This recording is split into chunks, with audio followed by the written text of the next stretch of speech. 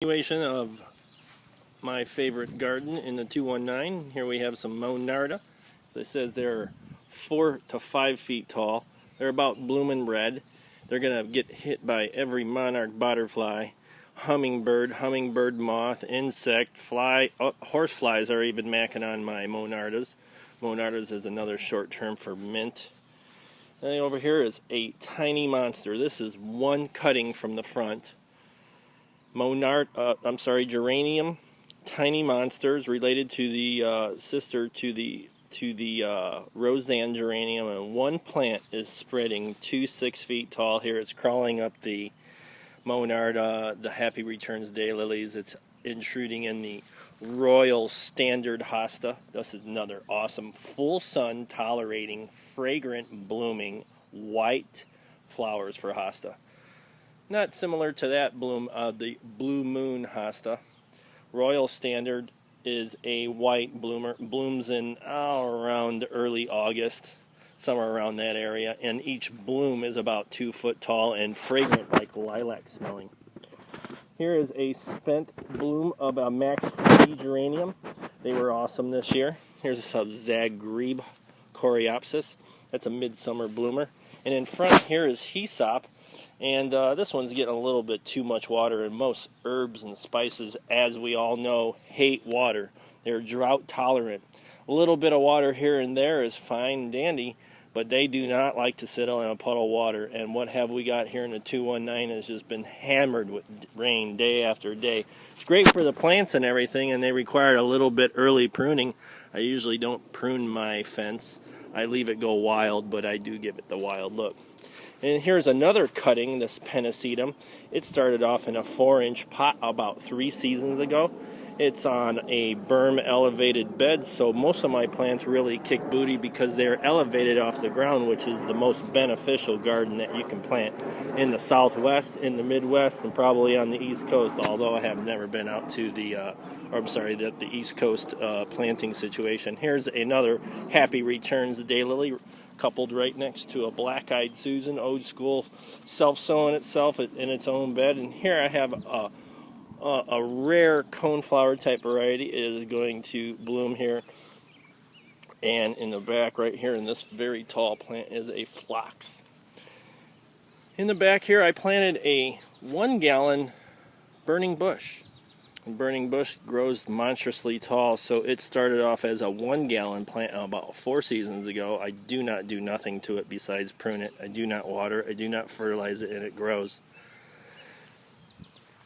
In the back are my Diablo 9 barks, which are freaking awesome. I let them connect together. They already have bloomed their big white flower. They are awesome. In the middle is a Mops Gold False Sora cypress, and I keep the middle pruned out. It got a little bit of winter damage, so I've been babying it with some Alpha Thrive and some Thrive mycorrhizae products. Like I said, I use mycorrhizae products like God. I do not use Miracle Grow, do not believe in chemicals, do not believe in anything is a miracle.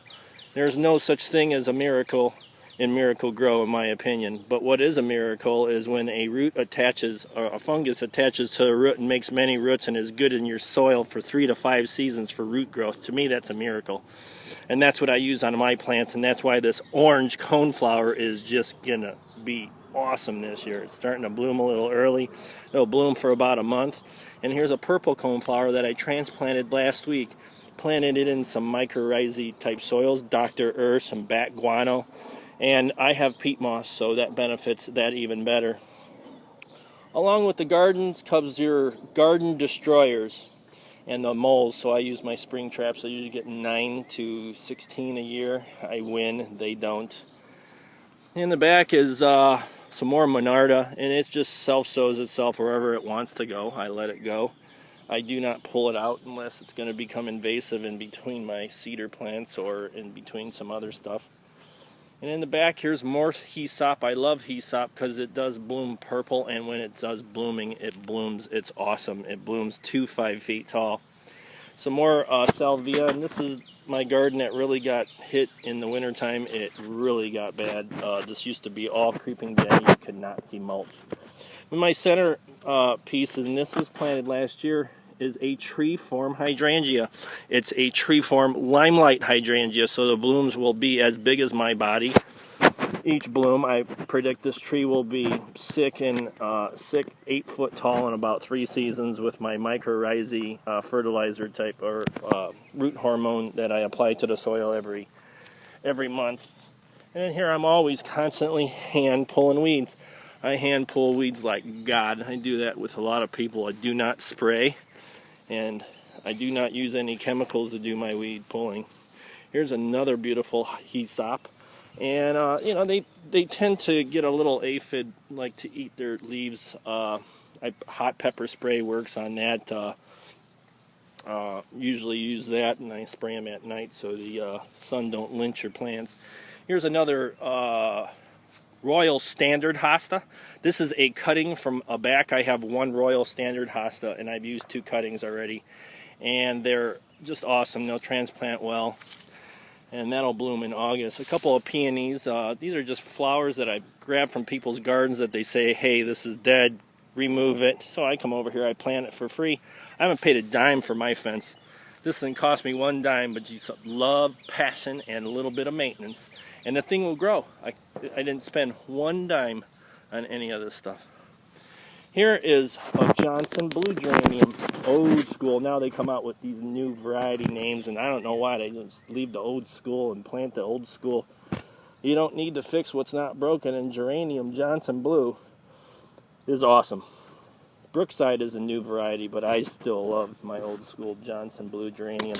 After it blooms here and it'll start fading, to the center it'll form some new growth.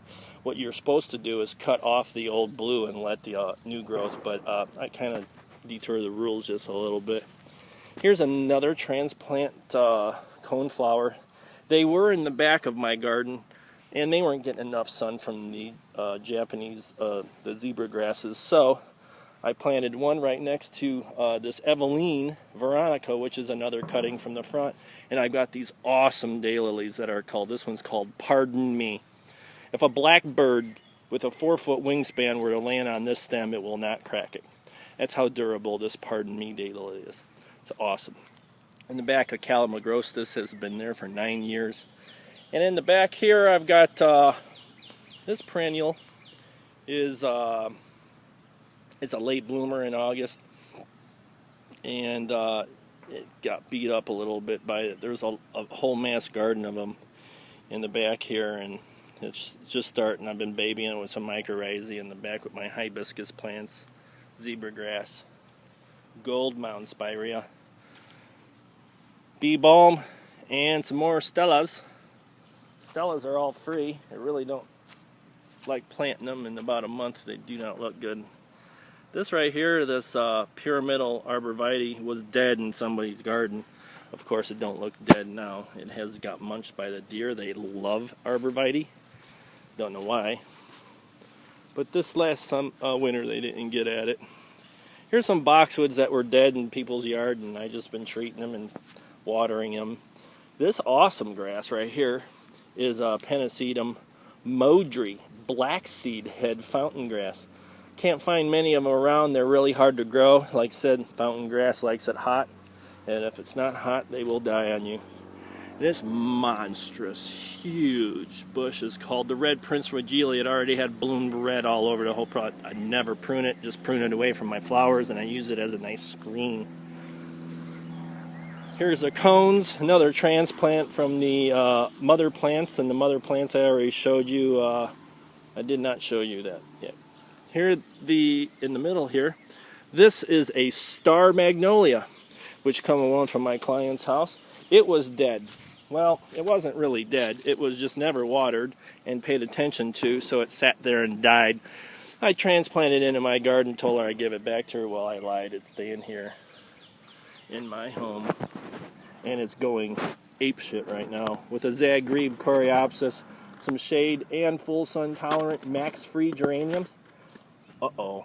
2 tiny monster geraniums not getting full sun. So what is it not doing? Not producing food. It's not doing well. So when we put plants where they're supposed to go, another weed, goodbye. They will do what you want them to do. Here's another green gem boxwood. It was half dead last year. using mycorrhizae products like God. Here's a juniper, had 0 foliage on it last year. Just proven to you that mycorrhizae products, mycorrhizae products is the correct way to say it, works, and sometimes it takes a little longer than others. This is my last phase of my bed, and that right there is called a Pinky Winky hydrangea, rated at 8 foot tall. It's on its 3rd season. I planted it 1 gallon, which was about 12 inches tall 3 years ago, and I think it's doing quite well using mycorrhizae products. A Russian sage. I planted many of those in the day, and they just don't do well. It gets a lot of rain back over here, as you can see. Got Lake Michigan. These monstrous zebra grasses. We're in July. This is growth in August. We're already in July, and I already got about 8 foot high. Monstrous, monstrous. I love them for my screen. Here's another planting, cutting from the corner of the house, and a monstrous, almost gonna be blooming echinacea. And the back end is a spent bloom of the salvia, not the East Friesland. It's a little different cultivar, a more darker purple, and they fade. We cut off these, which are called spires here. These are spires. If we cut them back, we'll have continuous purple blooms all summer long with a little bit of maintenance. I'll be doing that here shortly. And here just got a nice clump of Rudbeckia, echinacea, and this is orange coneflower. That would be echinacea, just a regular echinacea, no hybrids. A catmint. This catmint usually rules this garden, but we've got so much water, and like it says before, most herbs and spices, they hate water, so they won't do what they're supposed to do. Here's a Mops Gold Cypress. I use Mops Gold Cypress like God. It's my #1 conifer that I use because it requires absolutely 0 pruning. It'll grow 5 to 6 foot tall in about 6 seasons from planting and reach a maximum height of 8 to 12 tall. Be a weeping coniferous evergreen. We call it conifers, evergreens. Just can't call them evergreens because we got golds, blues, silver greens. Zone 5 rocks. Blows the desert away, in my opinion. Here's some more Monarda, echinacea, and this is my mother plantings of Rudbeckia hirta. I keep on giving and giving, and it keeps on giving me back. But every time I split these, I could split them in 10s and 20s. They just come right back, as full as if I did not give them to nobody. This is the back side of my fence. As you can see, it's pretty solid. Lots of texture, lots of color, ongoing color.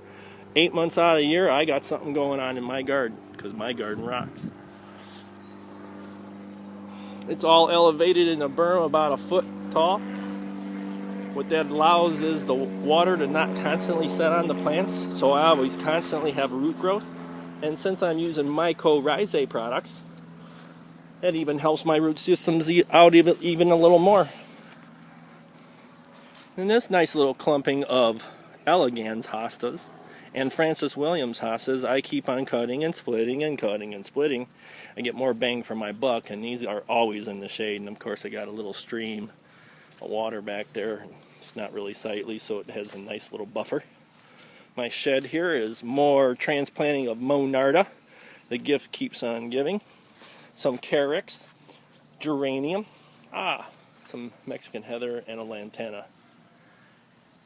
And that there, folks, that's my garden. And my garden rocks. Thank you for joining me. Y'all have a nice, happy 4th of July.